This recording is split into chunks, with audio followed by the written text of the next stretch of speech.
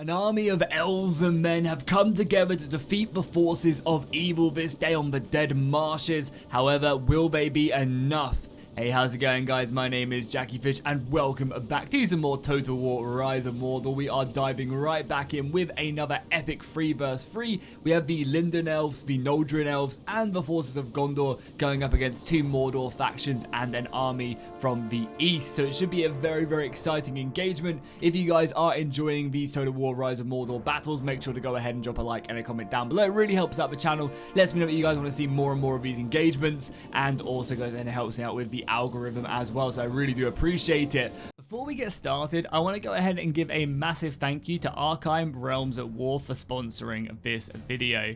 This is my third and final video in my Archive adventure, and the moons have now aligned, signaling the start of the Eternal Ascension. During the Eternal Ascension, the demons have risen to plunge the world into darkness once again, and it is up to the fallen of your realm to defeat them and conquer the Eternal Anvils. By holding the Eternal Anvil, you will generate eternal energy. Once you have gathered enough of this energy, you will turn it into an eternal orb. The first realm to collect 8 of these, ascend into the eternal light and win the island that you are on. This all sounds easy enough, however, whilst this is going on, every other realm on the island is in all-out war, conquering towers and portals, which helps to prevent others from controlling the eternal anvil. Unfortunately, my realm wasn't strong enough to compete for the top spots on our island. However, we were still able to take advantage of the chaos and conquer a handful of towers and portals, giving us an extremely good experience in this final stage of the game. With that, my Archive Realms at War adventure is now over. However, I was extremely happy with how well my realm did actually place. We were on the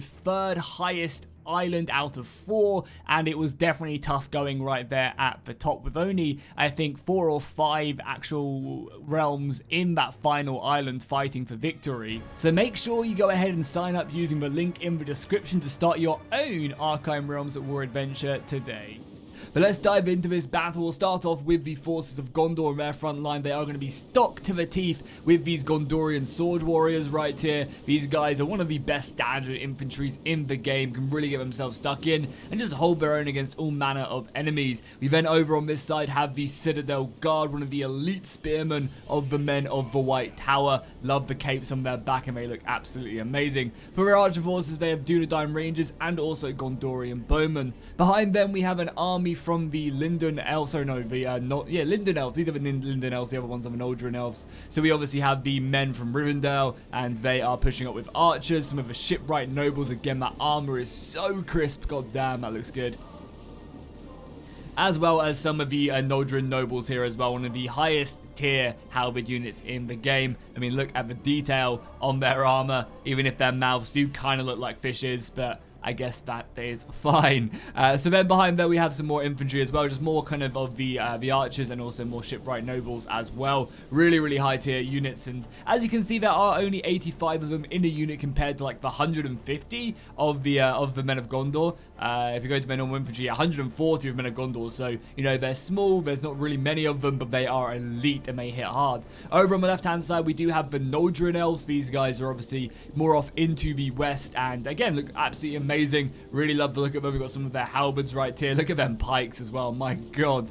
Pretty insane. Some more archers, and they'll just basically have a similar mix. Obviously we have the two-handed sword infantry right here as well, pushing forward. Going up against them, as I said, we do have 2 armies from Mordor. Maybe we have a Dol Guldur, I'm not actually too sure. But this faction right here is obviously the Easterlings, and they look absolutely amazing in all of their units as they run forward. So these are some of the archers that they have. Obviously we've already seen their infantry here as it pushes forward. These things are looking very, very crisp, even though they do look very dark right there. But hopefully that comes off okay. For some reason, the darkness right here is awful, but right here is super light. Kind of weird lighting, but that's Attila for you. Then for the orcs, we do have a whole range of Uruk archers and also some halberds. We got some of the guards of the teeth, an extremely elite halberd unit. I can really just do anything. It's one if any units are going to take on them Noldrin nobles, it's going to be them. We also have some small orcs as well, pretty much drowning in their armor. So Uruk Throng, along with Uruk archers, and a ton of other units. So what we'll do is we'll go ahead and skip ahead until the armies are very close to attack one another, and then we'll dive into this battle replay. So the forces are getting closer and closer to one another. It does seem like Gondor are going to be the first ones to shed blood. They even have some Knights of the Silver Swan maneuvering around. However, this is not exactly the best place for them to be, because this map is obviously the Dead Marshes, and there's not really a lot of room for cavalry and more fast-moving units to maneuver, because there's pretty much just a bunch of different choke points on the battlefield right now. However, we do have a unit of Noldrin horsemen over on this left-hand side. These guys could definitely get around and maybe do some serious damage in the back of these halberds. Obviously, they're not going to be able to get through there too much as both of you just move up. And I mean, one of the things that the elves and the men have in their advantage is definitely going to be the missile fight right now. We are seeing some archers unleashing hell, even though they are kind of stuck in the marsh. It's probably not the best place for them to be, but they are loading up their arrows and volleying them off onto the enemy lines. And luckily able to, find a pretty valuable unit to go ahead and target right now. Focusing down a unit of Guards of the Teeth is going to be very important. So, yeah, hammering the arrows on these Mordor units right away is obviously going to be very, very good. We do have some Uruk Throng, though, which are being moved up here. These guys are going to be trying their best to, volley back onto the elves, but their range is just not going to be in their favor. If they can get onto some of these Aphelion ranges, though, that would be absolutely amazing. So that's probably going to be their main focus. And it does seem that we are having a bit of a fight right now as the Servants of the Eye do clash in against the spearmen from Gondor. However, they were quickly countercharged by the Elven cavalry. And right now, this would actually be a really good idea to maybe try and get this cavalry around and take care of these guys. However, more Uruk Throng are being advanced up, so not really able to fully get committed in there as the orcs do move in. As well as that, we are seeing one of the Elven players, the Lindon elves, as well as the Noldrin elves over on this left-hand side, being a bit more standoffish right now. You could quite easily see maybe the Mordor player just kind of setting up a line right there and then really focusing down this inner layer. Oh, Gondor are charging forward with full force right now.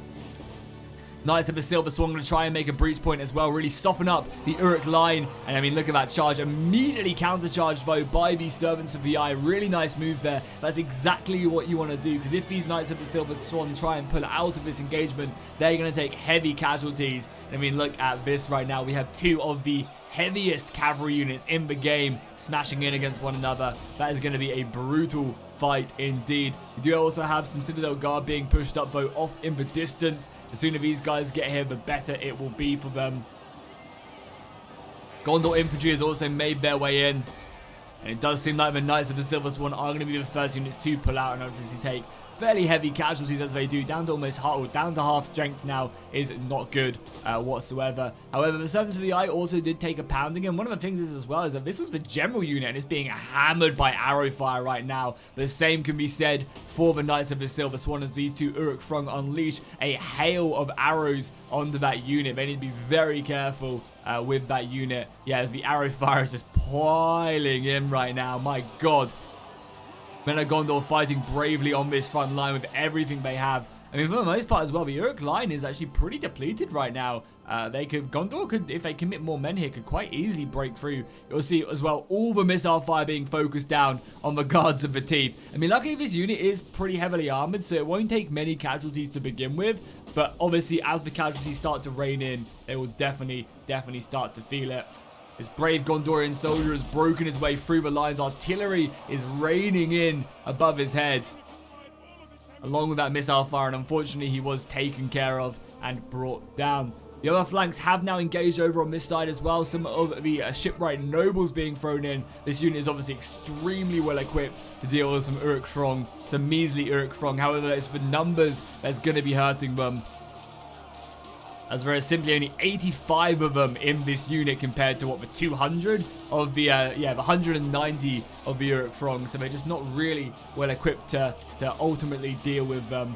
However, with the support of cavalry, they can obviously turn the tide into their favor. And one of the things as well that is new to the newer patches is that the arrows get volleyed off much quicker than previously. So you can see already some of the Elven archers are out of ammunition, but they would have obviously racked up a decent amount of kills on them. Yeah, 113 kills. So they just kind of get them kills much quicker. It seems like for the most part, the forces of Mordor have cleared out this flank. They can obviously come around here and actually take on the Elven general, who is dispatching of these Uruk Throng quite nicely right now. They've lost 2 and killed over 30 soldiers, but they're going to need more support. This cavalry as well should definitely not be running away. It should be coming into the back of these halberds. However, it does seem like the Noldrin swordsmen are advancing up off there in the distance, and they're going to come flying into the back of these orc pillagers, who are, causing some issues. But, the elves, again, this shock infantry should do a good job at supporting their elven archer allies, and boom, right into the back of the units.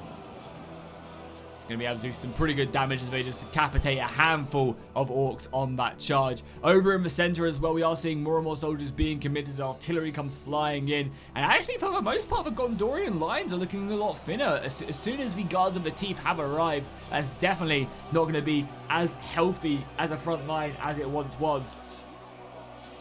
And maybe committing some more of the Citadel Guard would be a great idea. Just obviously such a heavily armored unit.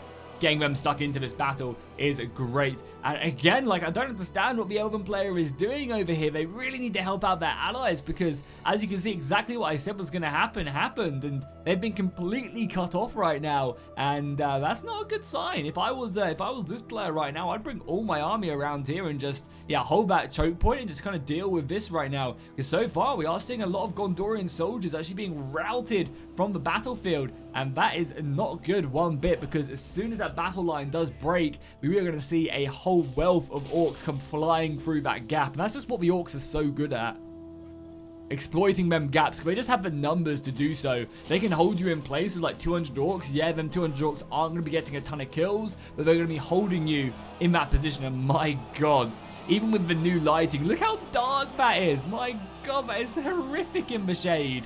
Yeah, let's not look at that.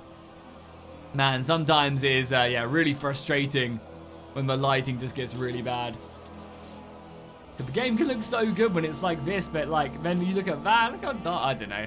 I'll complain about it enough. Let's just not worry about it. The archer fire is doing a good job of actually hammering the orc pillagers as they do kind of fall back, and the artillery coming in is definitely sending them into a rout. However, the line is looking pretty good. Besides the guards of the teeth, there is a big gaping hole in the Mordor line that is now being sorted out as more reinforcements and routing units come back, and they're going to be trying to push back into the enemy line. Over on the far right hand side, though, we are seeing the Elven cavalry doing a great job, and they've cleaned up this far extreme flank for them. That's going to obviously free up a lot of infantry. You can see them shipwright nobles now up to 128 kills, and they've only lost 16 soldiers. That's pretty crazy. Another cavalry charge going right into the rear of this Uruk Throng, and let's just watch the numbers drop. They're on 172 right now, and that number is going to drop very quickly as more soldiers go up. Down to 147. The shipwright nobles are going to come in now and completely clean them up.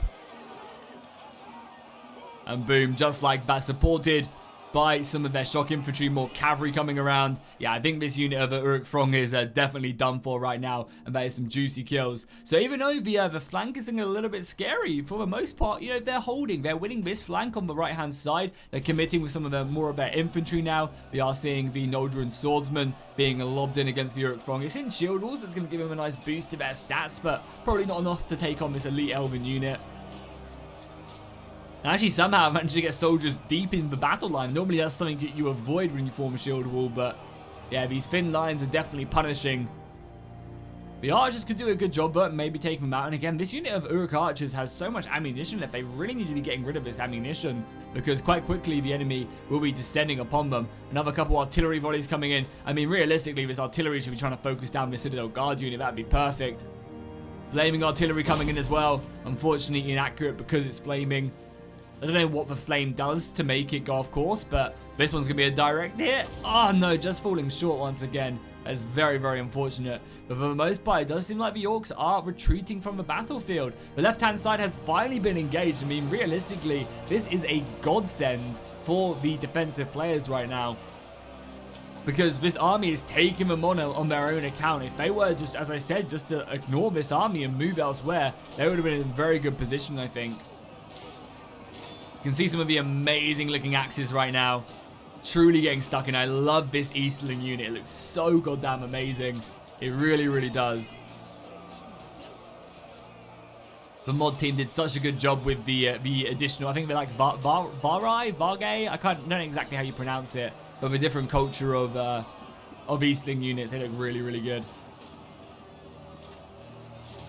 Absolutely amazing indeed. The pikes are being brought up, but they are also being hammered by missile fire, which is to be expected. We also have some Warlords of Ruin right now, one of the heaviest shock infantry that the Eastlings do have to offer, going toe-to-toe with the Elven shock infantry. Both sides equipped with some pretty heavy armor, wielding a lot of power in them halberds and swords, that is for sure. And actually able to get right into the side of the pikemen. That's not good, and you can see the pikemen immediately moving back. So if we take a look at the overall field of the battlefield, you can see that this kind of center has actually been cleaned up. The guards of the teeth in the center, if we go over there really quickly, have actually been enveloped. And that's going to be a good way to really dispatch them. Even though this section of the battlefield is being hammered by the Mordor archers, even still, they're able to take down some guards of the teeth pretty effectively. Over on this side as well, the numbers are just dropping. The Citadel Guard are tanky enough to hold them in place, and the archers are being brought up. Again, charging in against that Citadel Guard is probably not going to be the best plan of action, but the Citadel Guard are going to be getting a ton of kills.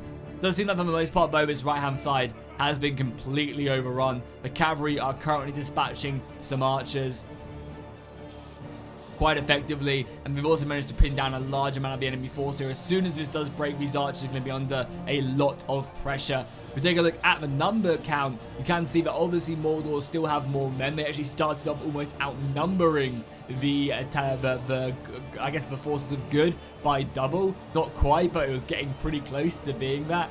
And yeah, now the numbers are definitely closing up right now. I think the forces of good should have this unless they can cause like a big break here. I mean, again, a lot of the numbers for forces of good are in archers, and they're not going to be that great in melee combat.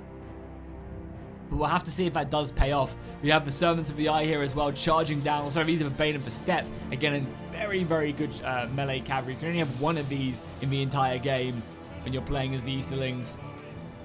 They are being the focus point of a lot of Elven missile fire. Getting that damage in on that cavalry is obviously always great. You can see the elves pulling back their bows. And I think maybe, yeah, he just caught an arrow in the eye, taking him down, piercing the armor. And that's one of the reasons you have to be very careful. Elven archers are so goddamn deadly. And right now, that balance power bar is starting to shift in favor of the forces of good. Even though this cavalry is coming in and causing some issues, a lot of routing is occurring. I mean, Gondor has been absolutely smashed in the center. They barely have anything left. But what they do have left is still pretty good quality. So that's at least something that you have to rely on. You know, even if you don't have many men left, you still have the Citadel Guard, which is absolutely amazing. One of the things as well we should be seeing, not fairly soon, but I would imagine maybe in the next update, is a rework to Mordor, which is something I'm very much looking forward to. They've been streaming a lot on their YouTube channel, on the Rise of Mordor YouTube channel. Some of the new Mordor updates, and they've been showing off like modeling and mod work and stuff, and it looks really, really good. So that's definitely something I'm looking forward to, as Mordor is probably one of my favorite factions in this game, especially when they finally get the cave trolls. That's going to be absolutely awesome to have just some cave trolls in this game. And there you go, some more of a cavalry being taken down. But there's just not much left, right, numbers-wise. Look how quickly that's gone down. And all of a sudden, the forces of good are now taking the advantage over a 300-man advantage right now. That's huge. That is really, really huge when your units are only 80 men deep. Indeed. This cavalry is going to still be trying to take a pound of flesh, though, taking down as many of the enemy as they can. I mean, already up to 30 kills and have not lost a single soldier yet is not bad. Able to get in on these Peneganith Marines.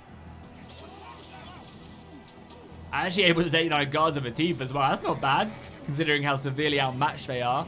Definitely can't complain there.